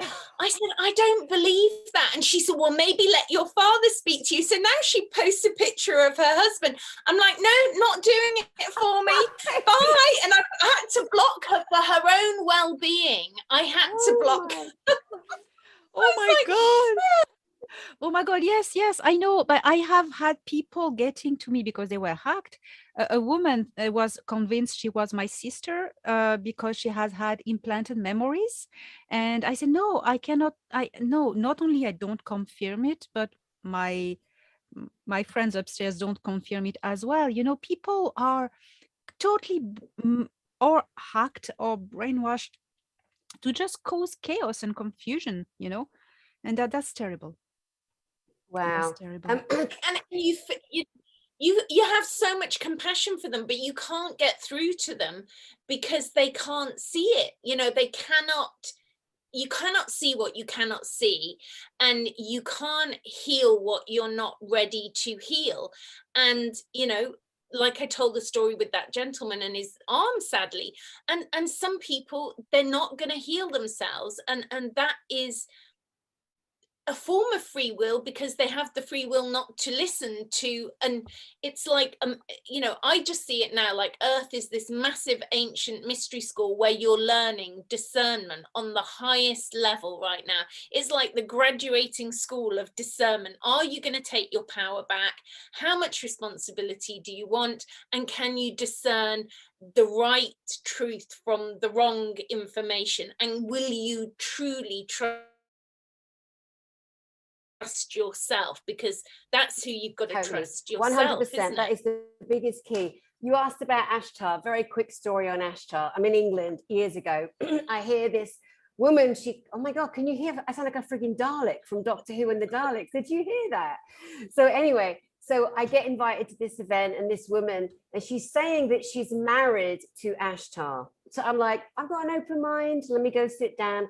I'm sitting next to her. There's like 10 other people in the room. So she's very sweet, this lady, and she's very happy that she's married to Lord Ashtar, and she's Lady Ashtar, and she's sitting there, and it's such a lovely time, and we're all having tea and cucumber sandwiches with our pinky up, and it's all proper. And then all of a sudden she went, he's coming. And then her whole demeanor changed, and she went, ha, ha, ha, I am Ashtar. I shit you not. That is exactly how she spoke. And I'm like, oh my God, I'm going to laugh. I need to leave. I can't watch this. I'm sitting right next to her. I can't hide my face. Face not going to hide. It's too funny. And I laughed because I thought she was joking at first. I thought she was taking the piss. So I'm like, you know, at her. And then everyone glared at me. I'm clearly the new girl. I'm like, oh shit, this is real. This is her gig. There was possession though. Possession, Lainey, possession, and sexual energy hooking. I mean, yeah, the succubuses and the incubuses as well, you know, because that's how they got them. The sacral chakra, isn't it, where they come in, and then they think they're having sex with these ghosts or entities or whatever. In fact, there was one woman, I have to say it's quite embarrassing now, but when I worked on This Morning, there was a woman who was interviewed. Say what This Morning is, darling. Say what This Morning is. This Morning is, it's like Good Morning America if you're in America. It's equivalent to that, because that was the show I worked on initially.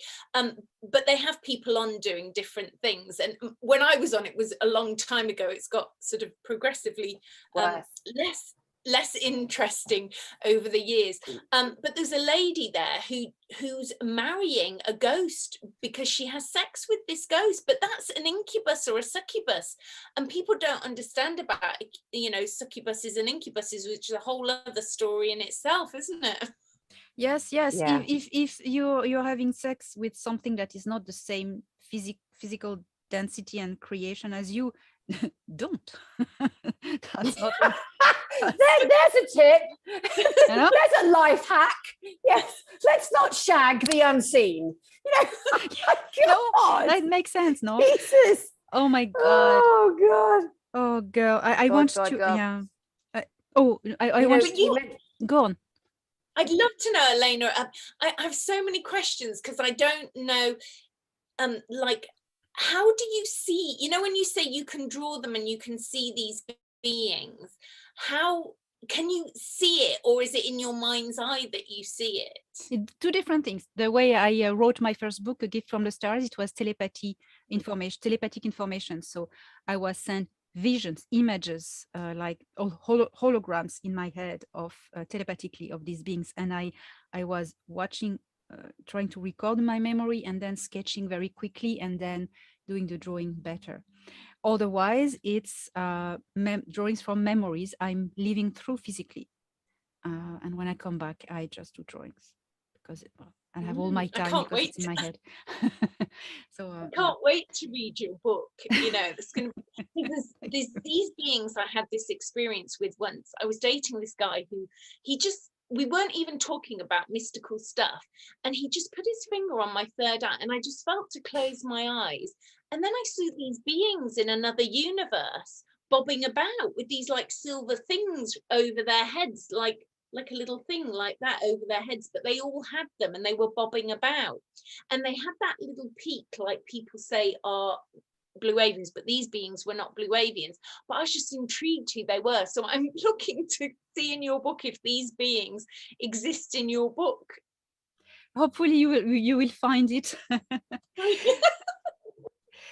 So I was mentioning to not to make it too long, the dark human ones organization on Earth having access to looking in looking glasses, time devices, knowing that the awakening would happen and the great awakening would happen, and knowing that we had all the chances to win this war. So they sent back people in time to try to corrupt and compromise this process as much as they could, maybe gain time to try to rule out their plans. So there was something else than the infiltrations of the New Age movements. There's also some dark secret space programs where people have been abducted and not now. It's very important. I'm not talking of all the people who have been taken in SSP, just some of them. Some of them were taken for a purpose to be sent back and spread confusion. Some of them, okay? So how does a program is installed? First, you need to deconstruct the person. So taken as a kid, Montauk methods by emotional torture, deconstructing the soul. And when you're a kid, you know that's it. And then you're like a vegetable, and you are downloaded new programs, fake implanted memories, and then you gonna be in contact. You have some that it's programming. It's with a clock, like supposed to be activated at the right moment in time. And so this programming is going to spread confusion. How does that work? The person will be sent back in time, and at the right moment, the person will start to gain popularity, be seen, and being trusted, and get on the front stage, on the medias, on the media, on the this person is going to tell things, give information that will be true and really true and verifiable. And then this person will gain total trust of everyone and be even admired. The program is not, you cannot just guess it because it's not a device implanted, okay? I knew someone recently who was programmed and I couldn't even see it. Even Thoran and my friend upstairs, they couldn't even see the programming because there is no device. You cannot detect anything until the program eventually starts, just activates. And then, oh, suddenly you see it. But there's no technology involved. So you can't know, there's no technology. Otherwise it will be, fine. You can find it very quickly. No implant, nothing. So then the person is going to spread confusion and the audience will follow and believe. So that is something very disturbing because then you think, who can I trust? Who can I trust? Because these people were telling truth before, and then suddenly they go mental and spread doom and gloom, and they've changed. And so that's I wanted to mention this. So what are your thoughts, girls? Dani, what would you say about that? One of the ways to ascertain if somebody has implanted memories, because like you said, we've had technology on our planet that is beyond what most people can even comprehend, and that's a fact. And one such piece of technology is the looking glass, which people were able to look into the future via this technology. But the dark ones, the dark crime families, the criminals that run my planet, your planet, our planet, they looked at it so many times for their own gain, to make their billions, to enslave, to jump time, to whatever, that actually all the timelines now collapse into one. But what they did do was they saw this time, they saw someone like Elena Danaan, someone like Andrea Foulkes, who was going to be standing out in the light, vulnerable, but trying to share love and wealth of inner history, inner growing, inner authority. And what they did was they sent people into your lives to befriend you, to stand alongside you, to not just you two, but many others. And they didn't know they had a memory program. The memory stick was no. And this is the thing, and it breaks my heart for people who are coming to understand, oh my God, I had an inserted memory, I didn't know that. It's very sad, but it's happened, it's happening, it probably will keep happening. So again, we've got to use that discernment. Like I said, we three here are very vulnerable, but we could be messing with people. Like we could just be totally manipulating the audience, right? There is always that possibility. The only thing an individual can do is really discern for themselves inside, and don't follow people. Don't follow you, follow your heart, follow your light. You have direct access to God, to Jesus, to Hashem, to Yahweh, whatever you believe in. Me, it's called love. I have direct access to love. Whatever I came from, whatever the soul in me that is the spark of love that I came from, I go right up, baby, and right down. That is my way up and down. I follow no one. I love people. I listen. I pay attention. I believe in getting an education no matter how much I think I might know. We never stop learning. We never stop growing. And it's okay. That is my own internal my guidance system. That's it. I follow no one, and I love you all.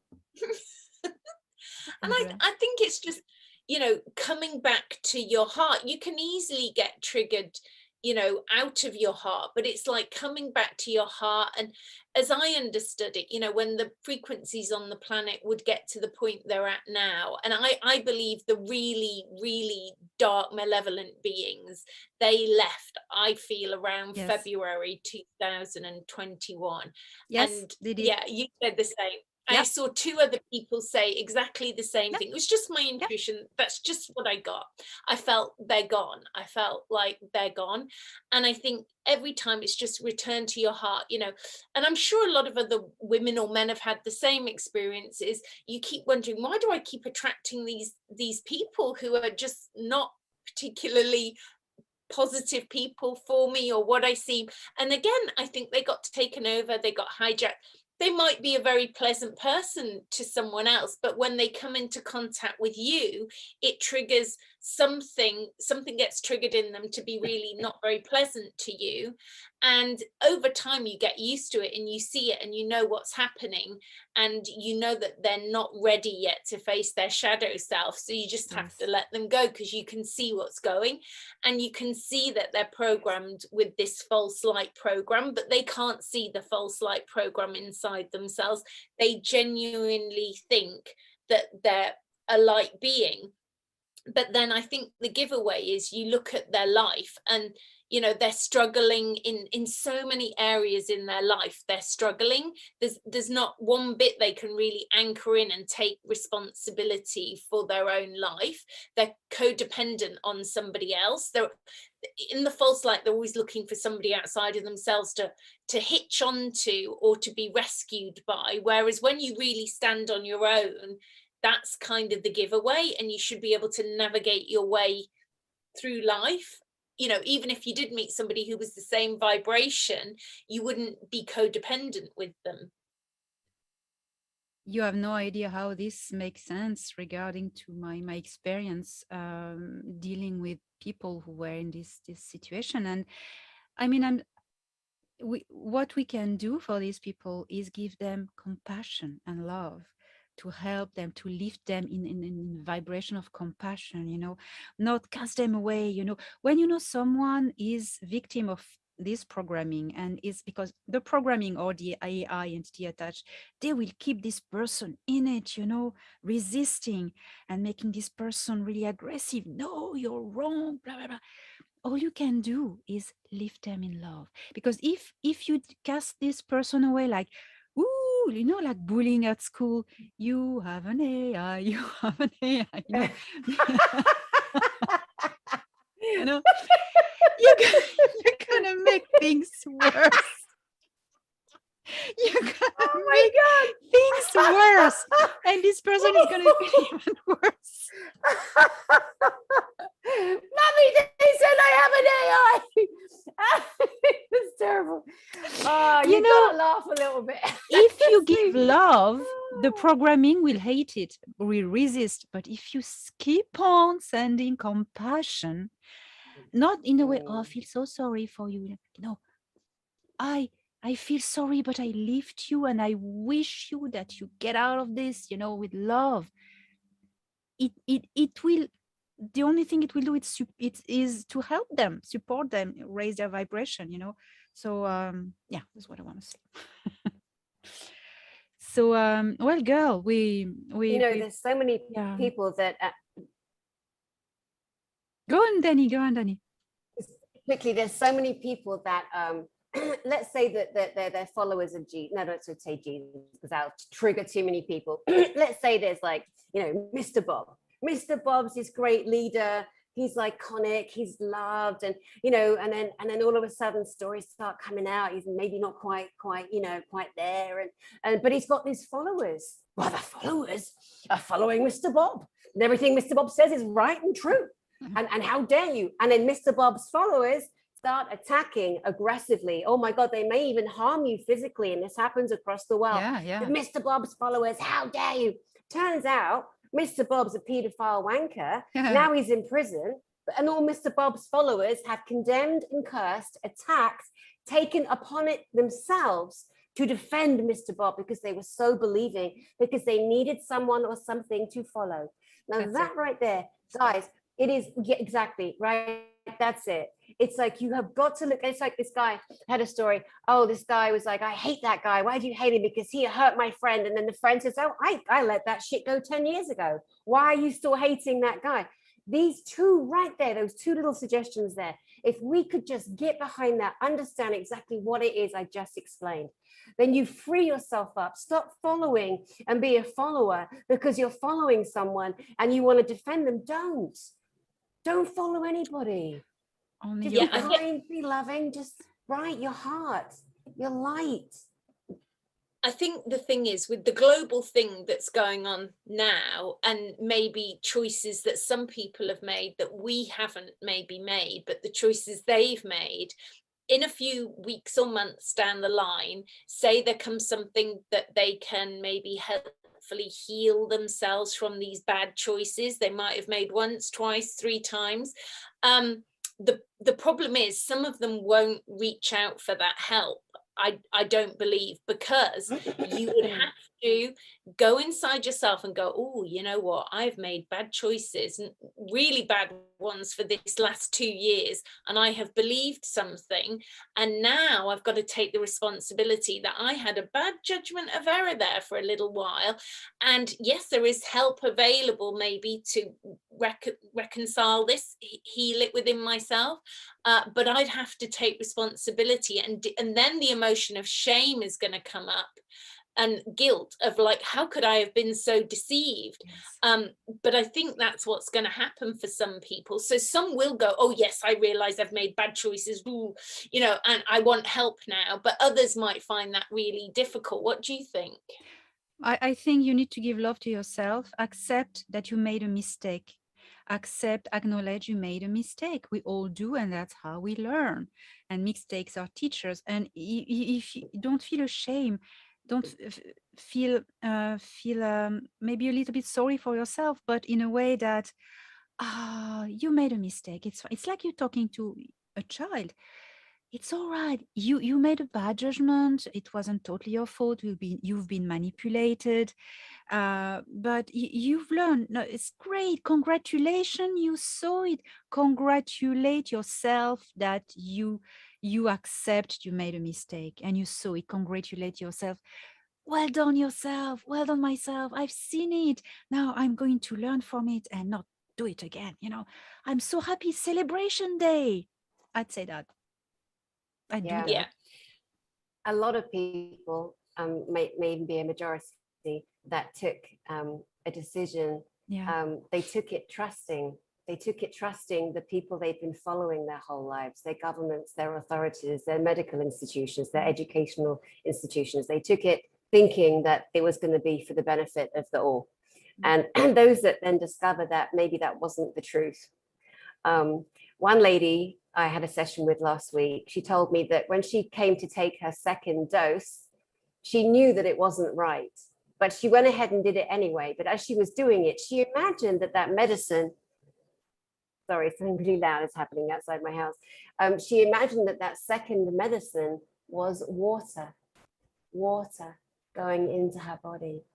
And I think that the more that we use the mind to alchemize whatever medicine is inside of the body, and we really start to trust and stop looking for Jesus or God or whatever the angels to save you, don't go there, go here and go here. Raising up that vibration that nothing dark can live in. Where there is more light, there cannot be dark, there cannot be illness, there cannot be fear. And fear, if there was one emotion on this planet that needs removing, it is fear, because that is how the dark ones manipulate and control the entire planet through fear. And we are closing back the circle by the story of the city of Troy, who opened their door to let the ruse come in. If they never had opened their trust, the soldiers, the enemy, was powerless. And that circles back to what you said, Dani. If you keep your vibration high and you only rely to yourself, your connection, direct connection, you need no one to connect you to whatever, you don't open your doors, you're safe. What do you think, Andrea? For these maybe last words? Yeah, I mean, yeah, I think people, to me, they have to acknowledge their fear inside themselves and turf it out. You know, like if there's fear or whatever myriad of emotions, let's get to the origin of that and just get rid of it. Because otherwise you're just constantly trying to push against denying the fear. Like there is fear, let's find where it comes from, the origin of the fear, turf it out, let it go, and up your vibration goes. I think, ladies, we went very, very deep into this topic. Yeah. And I think I know, I believe, and I know it will help so many people, so many people. So unless you have a last word, something to add, any of you, we're going to close. I'd like Dani? to say that I'm so excited, so excited to bring you girls, my beautiful dear friends, together. I'm so excited for this broadcast. And I also want to say to everyone out there, sending you lots of love. This is your newest, freest, ever New Year. And lastly, Liam Neeson. Call her. And if she doesn't answer, call us. Yeah. You know what the funny thing is? I think you dated a woman in my village for a while, Really? about 2 or 3 years ago. Yeah, I don't know if he's still with her, but I heard stories that he was picking up children at the local school. Oh my God. So that, yeah, so thank you to Elena and Dani for this conversation, which has been amazing. And yeah, I hope it's benefited everybody who listens as well, which I'm sure it will do. Thank you, Andrea. Thank you, Dani. It Thank was a great moment, and happy no fear. Yeah. Happy no fear. Happy no fear. Woohoo!